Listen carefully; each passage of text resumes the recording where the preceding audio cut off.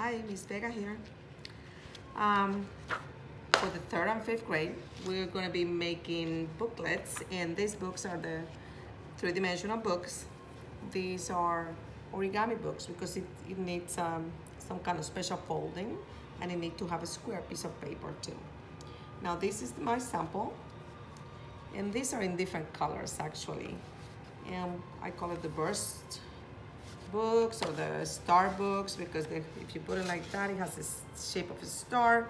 If you put it like that, it's like a box. We call it starburst. Anyways, and these are the covers. I decorate them in different colors of paper. You can leave them plain if you have a color cardboard. And depends on the way that you glue the paper together, you can create different patterns on the opening of the book. This is like a cascade. I call it cascade because it opens like a cascade. And it only has 3 sheets of paper. But you see, when you fold the origami, when you do really hard, sharp edges, the paper remembers where to go and it collapses in a nice way. So it looks harder than it is, but we're gonna use the booklets to put inside of the books. We're gonna put the vertebrates, the animals that have backbone. And they are composed, only 20% of all the animals in the world are vertebrates. They go in another web of different divisions. They have the fish, amphibians, reptiles, birds, and mammals. So for my 5th grades, you can probably do those different classifications. And I found a really cool picture that it shows the backbones of all these classifications of animals. So we're gonna start. This is really cool, so that's why I found it like that. Now, remember that we need to do, with origami, we need to square the paper. So I have 4 sheets of paper. I'm gonna do it all at once, all at the same time. So I'm gonna get the short side against the long side. That way I don't have to do one by one. I can do it faster like this. Once it's right there, really sharp. I'm gonna need this folding. So I'm gonna do it like that. And I'm gonna cut the excess of paper. You can draw a line and follow the line if you cannot do it like this, or you can just follow along the line but try not to cut the other part. Okay? You're gonna fold the paper individually. Okay? So once you have that diagonal line that makes like a triangular shape, you're gonna open it up. Only one diagonal line. The other one is gonna be this side with this side, and then the other one is this side with the others. It's north, south, east, west.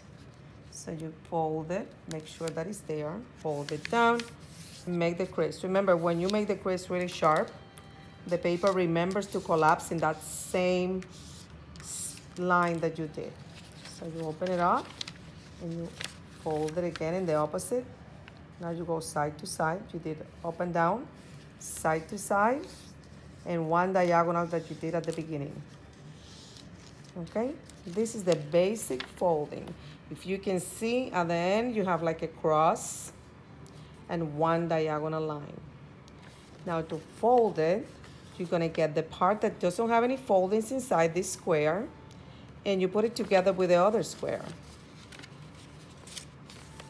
Okay, you put it together, and then you're gonna push this inside. When your lines are very sharp, it's easy, it falls easy. When it gives you trouble is when your lines are kind of not well marked.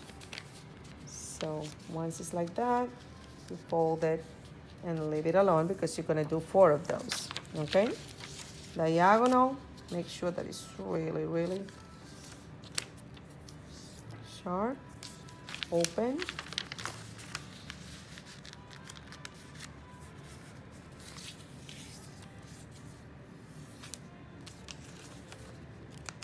I'm gonna do all 4 of them so you can see how easy it is. Okay, plain with plain, Push those in. Now, it needs to have a point. Remember that they have a center, and the center needs to be pointed. So sometimes you need some help. Go back. Oh, you're trying to change. Don't let that crispy change.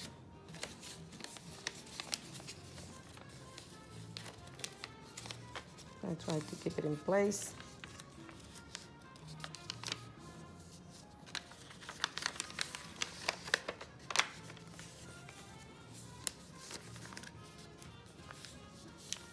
And then we're gonna do the same thing in all four sides. Let me do the foldings. I can do these two together. When you're doing this at home, don't do it together like I'm doing now. Don't do this at home because it's gonna be more difficult for you. Okay? Now that I have the marks, it doesn't hurt if you go over the marks again, because the hardest part is when it doesn't have the marks, okay? It tends to go anywhere else. You see the point? This is really important, the center. So we're gonna fold it together and change the foldings, you see? And make it go in.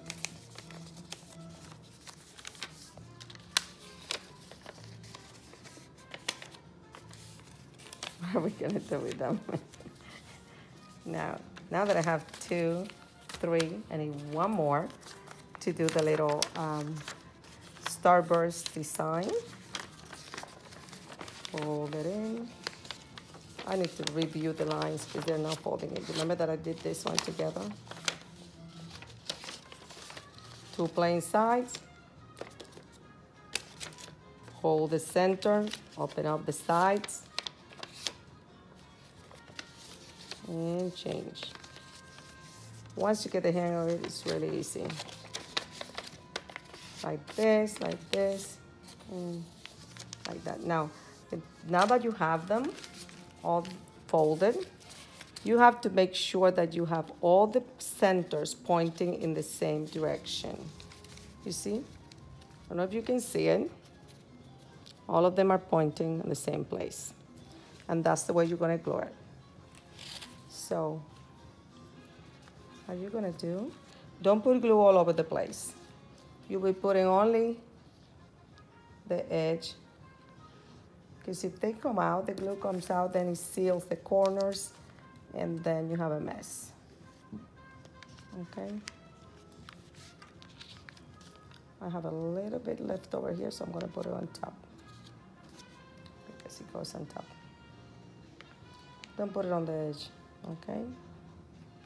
But keep putting in the same order. Always check the center, that the center and the centers are matching. You line them up. And keep putting in the same order. Ooh. Center with center. You make like a little sandwich. And you see? Double check that your centers are all matching, because sometimes we get distracted, and then if we do it on the wrong side, it doesn't open the way we want. Now for the covers, if you have design paper, you can use design paper. If you don't, I cut up some pieces of cardboard paper with design already, or I have a plain color paper. So let's just do the white one. And then the way we're gonna do, we're gonna put it on the paper. Not on the cardboard, because it's slightly larger and you don't want it to go out of that place.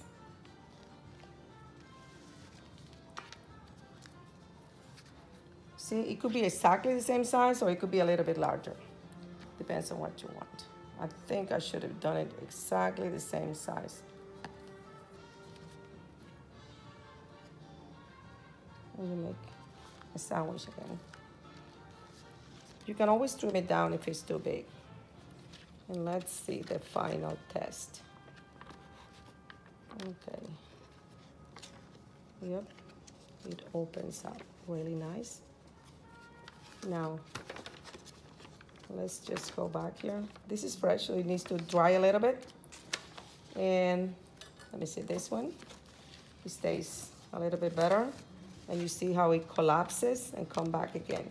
Now what your assignment will be collecting all the classifications that you have for the vertebrates, and you're gonna cut them out and glue them on your pictures. Now, once it dries, you can do this a lot better. So right now, it doesn't wanna, you see that you can open it? Try to put your pictures on the part that is flat, not the one that is folded. There you can put signs and letters and labels and anything like that. And you can start by gluing your images on that, or you can draw them. My fifth graders can draw anything they want because they are great artists. And my fourth graders, oh, my third, they're awesome. So you guys have fun, make your pictures, or glue them, or find them in magazine or newspapers or whatever. You can find the pictures of vertebrates that are everywhere. This is one of the images, and that's how you make your book. Okay, so have fun and keep looking for magazines, or you can print them out on the computer if you have one. You can do that. So have fun and make your vertebrates pop-up book. Actually, the origami book. I'll see you next time. I want to see some of those samples too.